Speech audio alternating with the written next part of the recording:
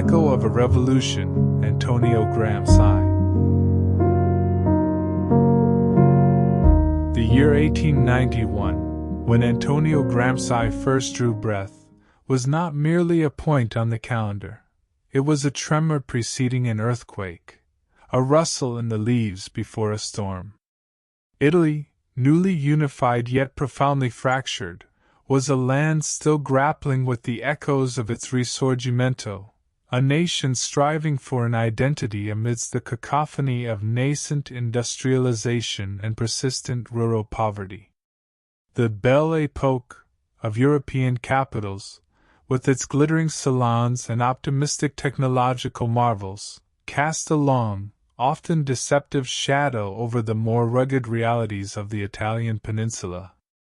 In the south, particularly in Sardinia, where Galarza, Gramsci's birthplace, nestled like a forgotten jewel, the air was thick with ancient grievances. Feudal remnants clung stubbornly to the land, perpetuating a chasm between the impoverished peasantry and the distant, often indifferent, state. The newly established monarchy, seeking to consolidate its power, often overlooked or actively suppressed the social and economic disparities that festered beneath the surface of national unity. It was a time of profound social unrest, marked by strikes, peasant uprisings, and the burgeoning voices of socialism and anarchism, all seeking to articulate a response to the glaring injustices. The very soil of Italy seemed to hum with the tension between tradition and modernity, between the aspirations of a few and the desperate realities of many. The political landscape was a kaleidoscope of shifting alliances, fragile governments, and the persistent, gnawing question of how to truly unite a country so diverse in its history, its dialects, and its economic realities.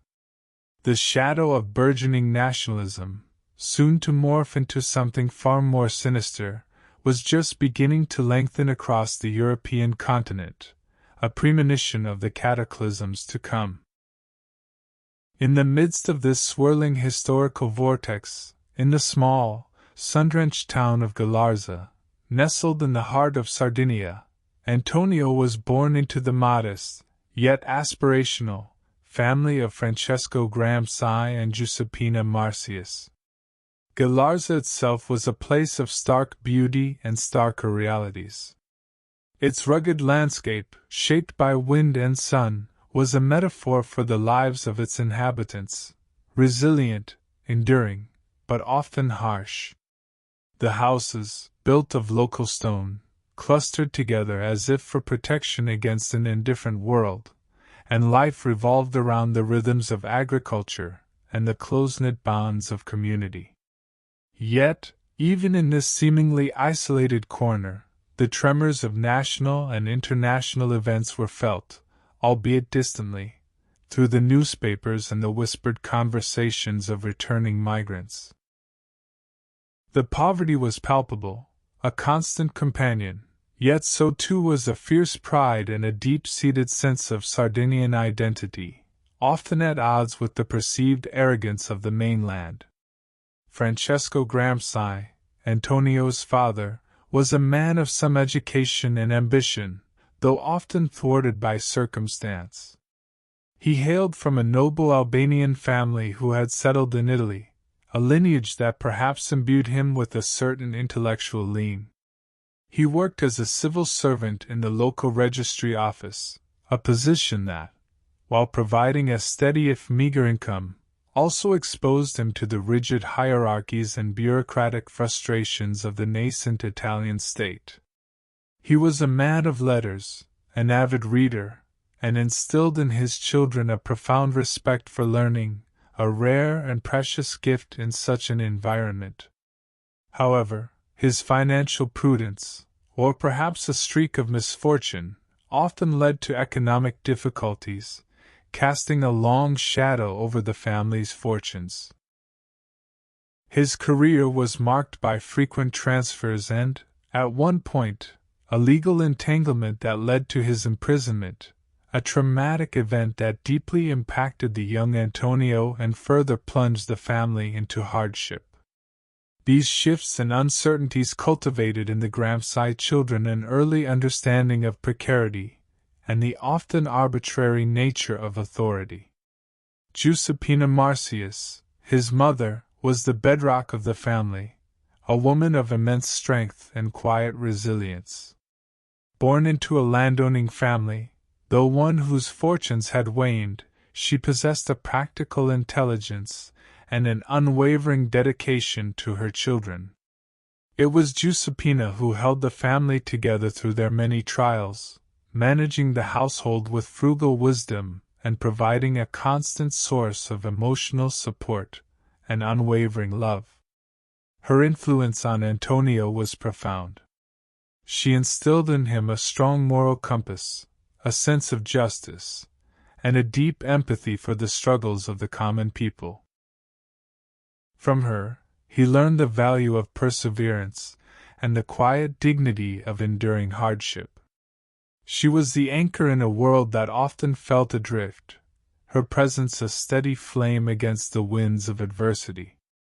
The household was often bustling, with 7 children vying for space and attention. Antonio was the fourth of these 7, and even from his earliest days, his physical frailty, a persistent hunchback caused by a childhood accident or congenital condition, set him apart.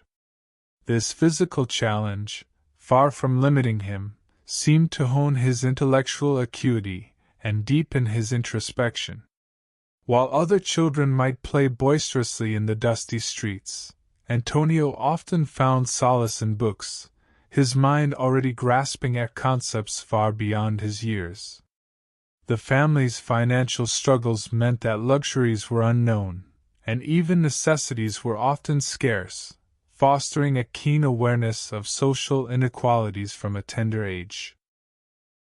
The geopolitical landscape of the late 19th and early 20th centuries was a simmering cauldron, and even in Galarza, its steam was felt. Imperial ambitions, colonial expansion, and the intricate web of alliances among European powers were slowly but inexorably drawing the continent towards the precipice of a global conflict. The Industrial Revolution, while bringing unprecedented wealth to some, simultaneously created vast armies of urban poor and exacerbated class divisions, fueling the fires of socialist and communist movements across Europe. The intellectual currents were equally turbulent, with Darwinism, Marxism, and various philosophical schools challenging established norms and offering new frameworks for understanding the world. Gramsci, though a child, would grow to be a man keenly attuned to these grand narratives, a scholar who would seek to understand the very mechanisms of power and the forces that shaped human history, always with the unique lens forged in the hardscrabble realities of his Sardinian childhood. His life, from its very inception, was inextricably linked to the profound transformations and seismic shifts that defined his time, a life that would, in turn, leave an indelible mark on the course of these very transformations. Antonio Gramsci's early years in Galarza were not the carefree idyll often associated with childhood. They were, instead, a relentless forging, shaped by the twin hammers of physical adversity and economic hardship. From a very tender age, the world presented itself to him not as a playground, but as a complex puzzle, filled with both stark beauty and profound injustice. His physical condition, a hunchback that grew more pronounced with age, was not merely a cosmetic difference. It was a constant, gnawing presence, often accompanied by chronic pain. It set him apart from his peers, sometimes making him the target of cruel taunts, and at other times fostering a quiet introspection. While other children chased lizards through the sun-baked fields or played boisterously in the dusty town square, Antonio often found himself observing, his large, piercing eyes taking in every detail, his mind already categorizing and analyzing the human condition around him. This physical limitation, far from hindering his development, seemed to sharpen his senses, turning his gaze inward and cultivating an extraordinary capacity for intellectual focus and empathy. He learned early to find strength not in physical prowess, but in the power of thought and observation. His first formal education began in Galarza, a humble village schoolhouse where the basics of reading, writing, and arithmetic were dispensed. But it was within the walls of his own home, under the tutelage of his parents, that the true seeds of his intellectual curiosity were sown. His father, Francesco, despite his own troubles, had a deep reverence for books and learning. He would read aloud to the children, fostering a love for literature and history. Antonio, with his preternatural ability to absorb information, devoured whatever printed material he could lay his hands on, old newspapers, tattered books, anything that offered a glimpse beyond the confines of their small world. His mother, Giuseppina, though less formally educated, possessed an innate wisdom and a profound storytelling ability, weaving tales of Sardinian folklore and the struggles of their people, imbuing young Antonio with a sense of his roots and a visceral understanding of social injustices. The family's financial woes, exacerbated by his father's imprisonment, meant that education was a luxury they could barely afford. Antonio had to temporarily interrupt his schooling to contribute to the family income. For a period, he worked at the local land registry office, performing menial tasks and copying documents. This experience, while arduous for a young boy with a delicate constitution, was invaluable. It exposed him firsthand to the labyrinthine bureaucracy of the state, the dry language of legal documents, and the stark contrast between official pronouncements and the lived realities of the common people. He saw how the system worked, how power was codified, and how deeply ingrained inequalities were perpetuated. It was a practical education in the mechanisms of society, far more impactful than any textbook could have been. Despite these interruptions and the constant struggle, Antonio's thirst for knowledge was insatiable. He would spend countless hours reading by the flickering light of a lamp, often late into the night, his mind ablaze with ideas. He developed a voracious reading habit, devouring works of philosophy, history, and literature, even those deemed inappropriate for his age. His intellect was not merely about absorption, it was about interrogation. He questioned everything, seeking to understand the underlying causes of poverty, the nature of power, and the historical forces that shaped human destiny. This insatiable curiosity and critical thinking were already hallmarks of his character. His character, even as a young boy, was a complex blend of sensitivity, fierce independence, and an iron will. He was quiet, often reserved, but possessed an inner fire that burned brightly. He was fiercely proud of his Sardinian heritage, and deeply empathetic towards the plight of the island's working class and peasantry. He formed strong bonds with his siblings, particularly his older brother Gennaro and his sister Teresina, sharing dreams and anxieties.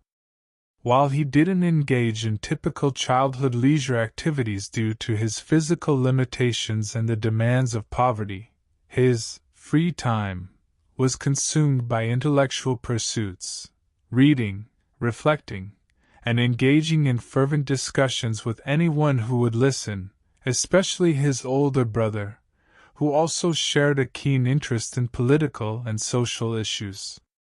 A typical day for young Antonio, especially during the periods when he had to work, might begin before dawn. He would rise, often with a persistent ache in his back, and perform small chores around the humble family home. Then, he would make his way to the registry office, where he would spend hours hunched over ledgers, copying documents in his neat, precise hand.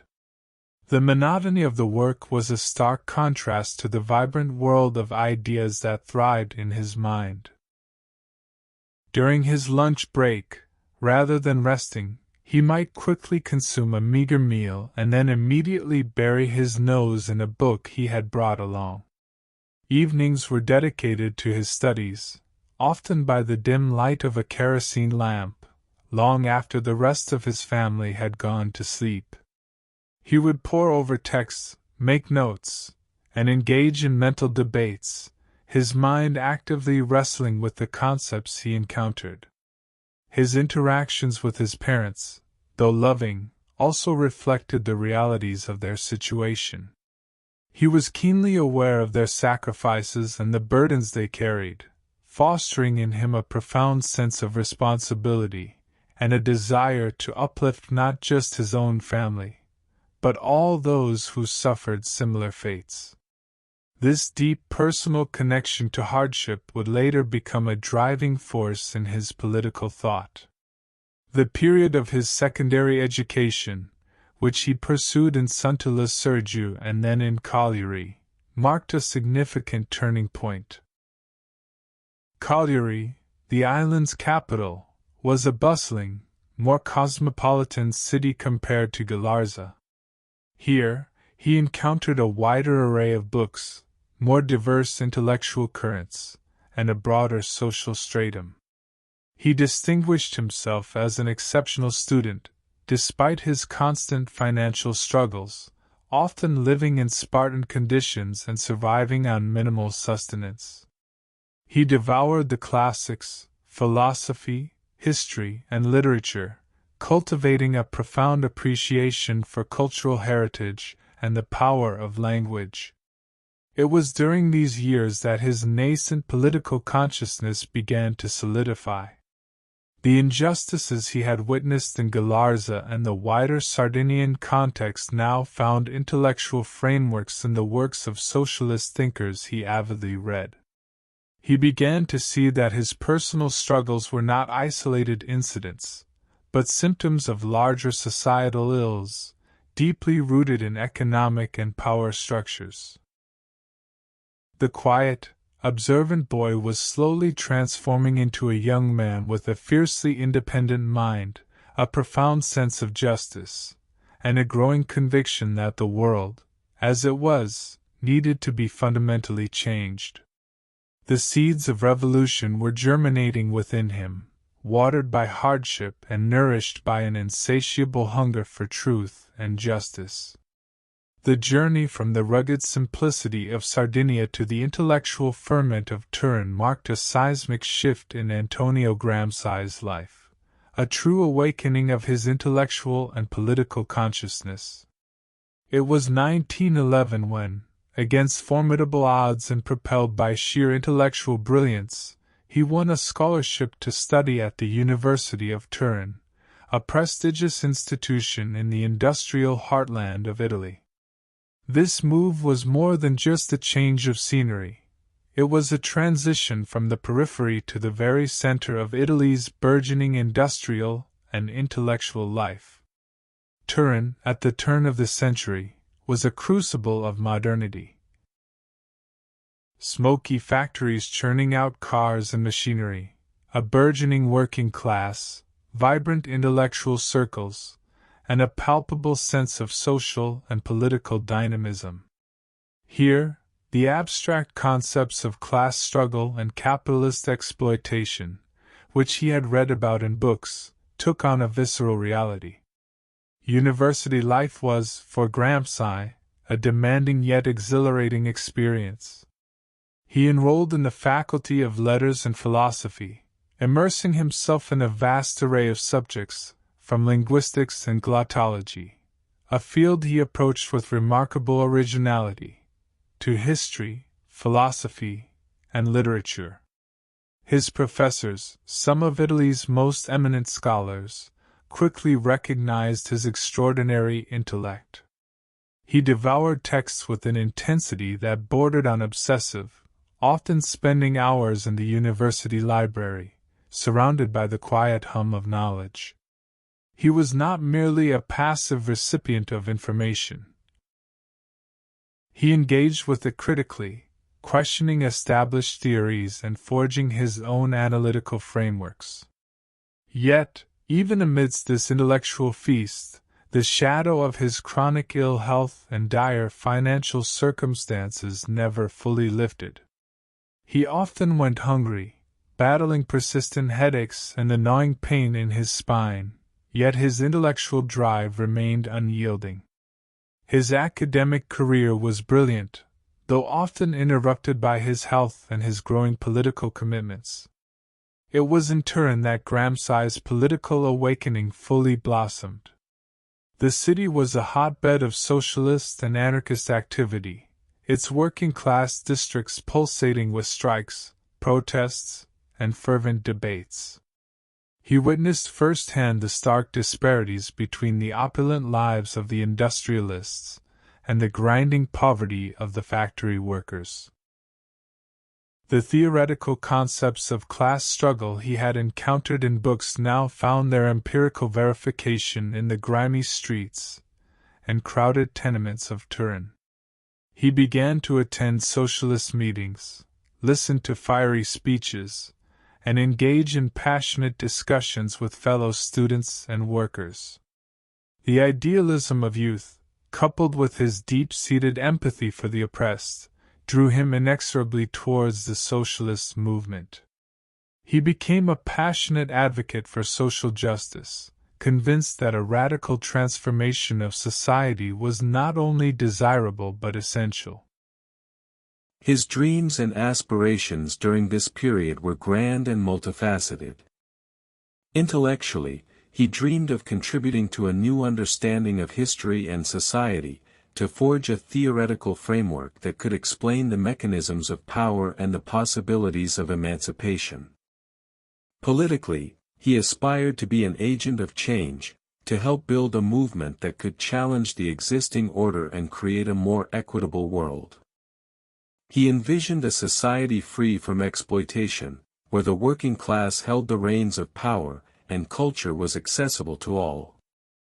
He believed deeply in the transformative power of education and the importance of intellectual leadership within the working class movement. His primary goal was to bridge the gap between theory and practice, to translate complex philosophical ideas into tools for revolutionary action. The difficulties in achieving these dreams were immense. The entrenched power of the ruling class, the internal divisions within the socialist movement, and the sheer scale of the societal problems he sought to address. Gramsci was not an isolated intellectual, he was a deeply social being, albeit one with a reserved demeanor. During his university years and the subsequent period of intense journalistic activity, he forged profound friendships that would shape his life and work. Figures like Palmiro Togliatti, Umberto Terracini, and Angelo Tosca were not merely comrades in arms, they were intellectual sparring partners, co-conspirators in the pursuit of a better world. Their shared passion for social justice, their rigorous intellectual debates, and their common experiences in the burgeoning socialist movement formed an unbreakable bond. These friendships were characterized by intense intellectual exchange, long nights of discussion, and mutual support in the face of adversity. They dreamt together, debated together, and, eventually, built together. While his focus was predominantly on intellectual and political work, love also touched Gramsci's life, though often through the lens of sacrifice and circumstance. He had a deep, intellectual connection with certain women, but the tumultuous nature of his political activism, his chronic ill health, and the constant threat of persecution made the establishment of a conventional family life incredibly challenging. Later, he would meet and fall in love with Julia Schucht, a Russian violinist he met in 1922 while in Moscow, where he was representing the Italian Communist Party. Their relationship was characterized by deep affection, intellectual companionship, and shared ideological convictions. They had two sons, Delio and Giuliano. Though Gramsci would spend most of his children's lives in prison, their bond maintained primarily through poignant letters. This separation was a constant source of pain and longing, a profound personal sacrifice made for his political ideals. His daily life during this period was a whirlwind of activity, a testament to his boundless energy and commitment despite his physical frailties. A typical day for the young adult Gramsci would begin early, often with a hurried breakfast of coffee and stale bread. He would then immerse himself in university studies, attending lectures, poring over books, and engaging in lively debates with his peers. By the afternoon, his focus would shift to political activism. He would contribute articles to socialist newspapers, honing his sharp, analytical prose. He might attend meetings of the Socialist Youth Federations, engaging in passionate discussions about theory and strategy. Evenings were often spent in dimly lit cafes or meeting halls, continuing political debates, planning actions, or organizing study groups for workers. He frequently sacrificed sleep for his intellectual and political work, driven by an almost feverish intensity. He was known for his unpretentious demeanor, his thoughtful questions, and his ability to articulate complex ideas with remarkable clarity. His personal habits were austere, reflecting his commitment to the cause and his chronic lack of funds. He found solace and inspiration in the camaraderie of his comrades, in the shared belief that a better world was possible, and in the relentless pursuit of knowledge that would illuminate the path to that world. This was the period where the theoretical insights of the Sardinian student began to coalesce into the concrete actions of a revolutionary leader, a true intellectual activist committed to transforming the very fabric of society. The years following his university studies and the initial ferment of his political awakening saw Antonio Gramsci emerge as a central figure in the Italian socialist and, subsequently, communist movement. This was the period where his theoretical insights coalesced into concrete political action, where he became an architect of a new political force in Italy. His brilliance as a journalist and political commentator quickly became evident. He began writing for various socialist newspapers, most notably Avanti, the official organ of the Italian Socialist Party. His articles, characterized by their incisive analysis, elegant prose, and profound understanding of social dynamics, quickly garnered attention. He had an unparalleled ability to dissect complex issues, to articulate the plight of the working class with clarity and passion, and to envision a path towards a more just society. His pen became a formidable weapon, shaping public opinion and galvanizing support for the socialist cause.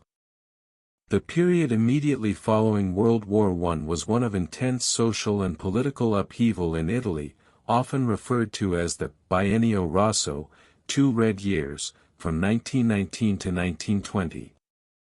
Factories were occupied by workers, land was seized by peasants, and there was a widespread sense that a revolutionary transformation was imminent. Gramsci was at the very heart of this ferment. It was during these years that he, along with his close comrades Palmiro Togliatti, Umberto Terracini, and Angelo Tosca, founded L'Ordine Nuovo, the New Order, a weekly newspaper that became the intellectual and organizational backbone of the emerging factory council movement. This was a crucial endeavor, embodying Gramsci's vision of a new form of workers' democracy.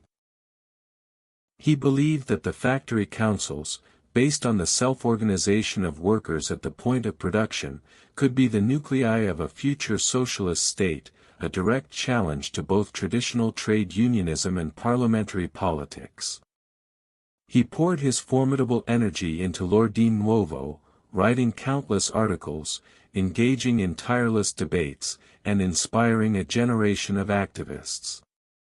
He saw the councils not merely as instruments of economic struggle but as schools of self-governance, where workers could develop the capacity to manage society themselves. The zenith of his immediate achievements during this period was undoubtedly his instrumental role in the foundation of the Italian Communist Party, PCI, in January 1921. Disillusioned with the perceived reformism and indecisiveness of the Italian Socialist Party, and inspired by the Bolshevik Revolution in Russia, Gramsci and his comrades believed that a new, disciplined, and revolutionary party was essential to lead the working class to power. The split at the Livorno Congress was a dramatic moment, but for Gramsci, it was a necessary step, a commitment to a truly revolutionary path. He became one of the leading figures of the nascent PCI, contributing significantly to its ideological foundations and strategic direction.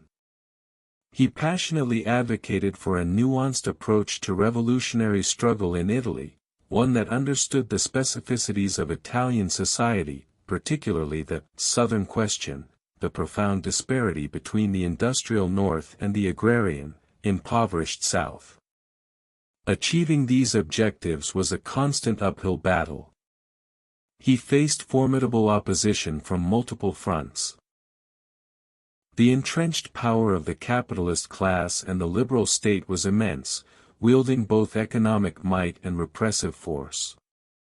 Within the broader left, he contended with the reformist wing of the Socialist Party, which he viewed as too timid, and with anarchists and other ultra-left tendencies, whose strategies he considered ineffective or adventurous.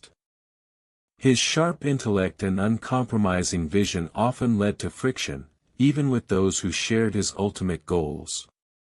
He was a relentless debater, never shying away from intellectual confrontation, always seeking to clarify and refine revolutionary theory. The political climate in Italy was deteriorating rapidly, casting a lengthening shadow over Gramsci's efforts. The rise of fascism, initially a fringe movement, gained momentum in the chaotic aftermath of the war, exploiting social unrest and nationalist sentiment. Benito Mussolini's blackshirts engaged in widespread violence against socialist and communist organizations, burning down party offices, assaulting activists, and systematically dismantling democratic institutions. Gramsci understood the unique threat posed by fascism, recognizing its mass base and its innovative, albeit brutal, methods of achieving political hegemony.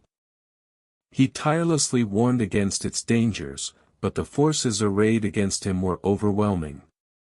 His life during these crucial years was one of unremitting dedication and profound personal sacrifice. He had little time for leisure, his days consumed by writing, organizing, and political travel. He worked long hours, often sustained by sheer intellectual adrenaline, pushing his frail body to its limits. His chronic ill health was a constant companion, but he rarely allowed it to deter him. He was animated by an almost messianic conviction in the necessity of social change and a deep love for humanity, especially the downtrodden. There were moments of despair, undoubtedly, as the fascist tide rose and the prospects for revolution receded. Yet, he never truly lost hope, believing in the long-term historical trajectory towards liberation. His aspirations during this period transcended mere political power. He dreamed of a cultural revolution, of empowering the working class to develop its own organic intellectuals, to challenge the cultural hegemony of the ruling class. He believed that true revolution required not only the overthrow of political power but also a transformation of consciousness, a new way of seeing the world. This intellectual and cultural dimension of his thought, which he would later develop in prison, was already nascent in his work with l'ordine nuovo. His family and friends were a source of solace and support.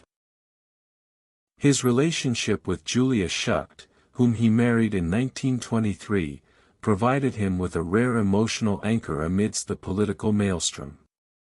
Their sons, Delio and Giuliano, born during these turbulent years, represented the future he was fighting for, though he would tragically be separated from them for most of their lives. His comrades in the PCI were his extended family, sharing the dangers and the dreams. They supported each other through arrests, clandestine meetings, and the constant threat of violence. However, the political costs were mounting. Gramsci was a marked man. As the fascist regime consolidated its power, the noose tightened around all opposition. He engaged in clandestine political activity, attempting to sustain the PCI's underground network. He even served briefly as a member of parliament, using the parliamentary immunity to try and protect himself and his comrades, though he knew it was a precarious shield. The overwhelming sentiment that animated him was a fierce determination to resist, to continue the struggle even when the odds seemed insurmountable. He felt a profound sense of responsibility for the future of Italy and the international working class. He knew that the stakes were incredibly high, not just for his own life, but for the future of freedom and justice. The price he would eventually pay for his unwavering vision was the ultimate one, his freedom, and ultimately, his life. But even in the face of brutal repression, his intellect and spirit would continue to burn brightly, illuminating the darkness. The year 1926 marked a tragic turning point in Antonio Gramsci's life, a moment when the escalating repression of the fascist regime finally seized its most brilliant intellectual opponent. On November 8, 1926, despite his parliamentary immunity, Gramsci was arrested by the fascist police in Rome. He was taken to Regina Coeli prison, then to Ustica, and finally, after a show trial designed to silence dissent, he was sentenced in 1928 to 20 years, 4 months, and 5 days in prison for incitement to civil war, instigation of class hatred, and instigation of insurrection. The prosecutor, Michel Iskro, famously declared, "We must stop this brain from functioning for 20 years. This stark pronouncement underscored the regime's fear of Gramsci's intellect, recognizing him not merely as a political agitator, but as a dangerous force of ideas. Thus began the long, agonizing twilight of Gramsci's life, spent largely behind the grim walls of fascist prisons, primarily in Turi, near Bari, and later in various clinics as his health deteriorated. These were years of immense suffering, both physical and mental. His chronic ill health, exacerbated by the harsh prison conditions, poor diet, lack of proper medical care, and constant dampness, worsened dramatically. He suffered from Pott's disease, a form of tuberculosis affecting the spine, dental infections, stomach disorders, and arteriosclerosis. The pain was often excruciating, a constant companion that threatened to overwhelm his spirit. Yet, despite the relentless physical agony and the psychological torment of isolation, Gramsci refused to allow his mind to be imprisoned. It was within this crucible of suffering that the prison notebooks, Quaderni del Carcere, were born, a monumental intellectual achievement that stands as a testament to the indomitable power of the human spirit. From 1929, after obtaining permission to read and write, Gramsci embarked on an extraordinary intellectual project, filling over 30 notebooks with reflections, analyses, and critiques on a vast array of subjects. These were not merely personal musings, they were a systematic attempt to understand the historical defeat of the working class movement, the rise of fascism, and to rethink Marxist theory for the specific conditions of Western Europe. His days in prison, though constrained, were rigorously structured around his intellectual work. A typical day would begin early, often before dawn, with him rising despite the pain. He would spend the morning reading and writing, hunched over his notebooks, his mind grappling with complex philosophical problems. Lunch would be a meager, unappetizing meal, often consumed in silence. The afternoons might involve limited exercise in the prison yard, or more solitary reflection and reading. Evenings were often dedicated to meticulously rereading his own notes, organizing his thoughts, and planning future inquiries. He relied heavily on books sent by his sister-in-law, Tatiana Schucht, and by his intellectual comrades on the outside, who, despite immense risks, maintained a fragile lifeline of knowledge. He constantly corresponded with Tatiana and his family, especially his beloved wife Julia and his sons, whom he longed to see. These letters, filled with poignant expressions of love and intellectual inquiries, served as a vital connection to the outside world and a profound record of his inner life. He was not entirely alone. While isolated from the broader world, he found a fragile, yet profound, connection with fellow political prisoners. Debates, though limited, would spark in the exercise yard or during brief encounters. He formed bonds of camaraderie with some, sharing intellectual insights and mutual support in the face of their shared ordeal. These human connections, however sparse, were crucial for his emotional survival. His final years in prison were marked by an ever-deteriorating physical condition. By 1934, he was so ill that he was transferred from the prison to a private clinic in Formia, and then later to another in Rome, under the supervision of the prison authorities. Even in these clinics, technically no longer in a cell, he remained a prisoner, his freedom denied. The state, having crushed his body, still feared the power of his mind. Doctors, some sympathetic, others merely doing their duty, watched over him as he slowly faded. He continued to write as much as his failing strength allowed, dictating notes when his hands could no longer hold a pen. The thought of his sons, growing up without their father, was a constant source of both sorrow and motivation. He desperately hoped for release, if only to see them once more, but the fascist regime remained unyielding. The world outside Gramsci's prison walls was undergoing cataclysmic changes. The economic crisis of the Great Depression was sweeping across the globe, bringing further instability and social unrest. Fascism and Nazism were consolidating their power across Europe, their shadow lengthening ominously towards another global conflict. The Soviet Union, the beacon of revolution for many communists, was under Stalin's increasingly brutal purges, a development that Gramsci, despite his isolation, may have sensed with his keen political antennae. The hopes of a working-class revolution that had animated his youth had been largely crushed, replaced by the grim realities of authoritarian rule and economic hardship. Was he satisfied with himself? It's a complex question. While he undoubtedly felt the profound agony of his personal situation, the separation from his family, the loss of his freedom, the physical pain, his intellectual output in prison was a staggering achievement. He had succeeded in turning his cell into a laboratory of thought, transforming his defeat into an unprecedented theoretical victory. He continued to fight, not with weapons or speeches, but with ideas, believing that intellectual struggle was a vital component of any future revolution.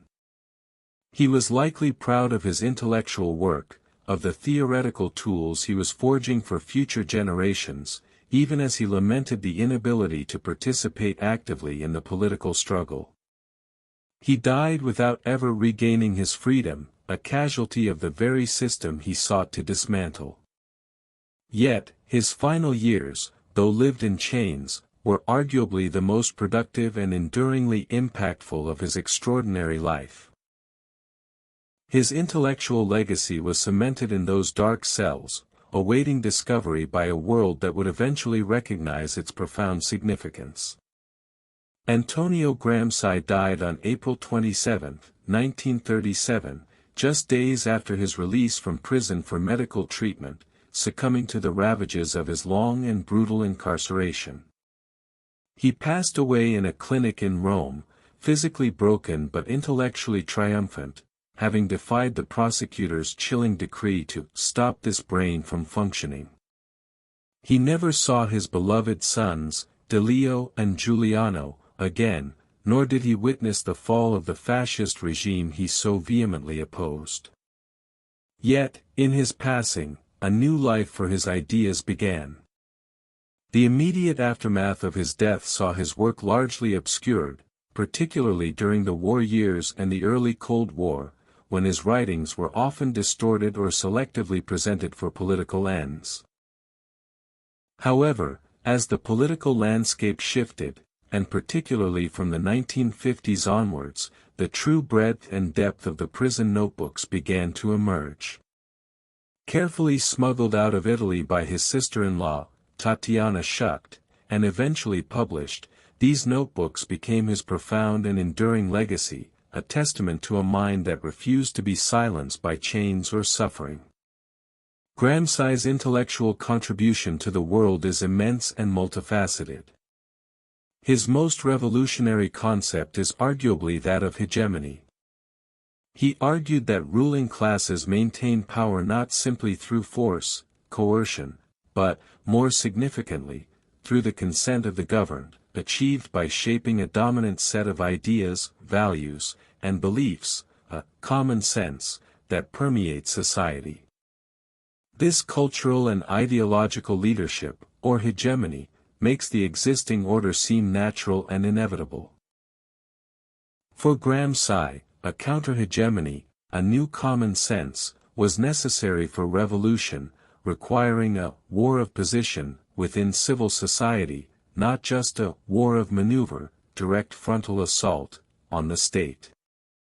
This expanded understanding of power, moving beyond purely economic or coercive models, was a radical departure from orthodox Marxism and profoundly influenced critical theory, cultural studies, and political science.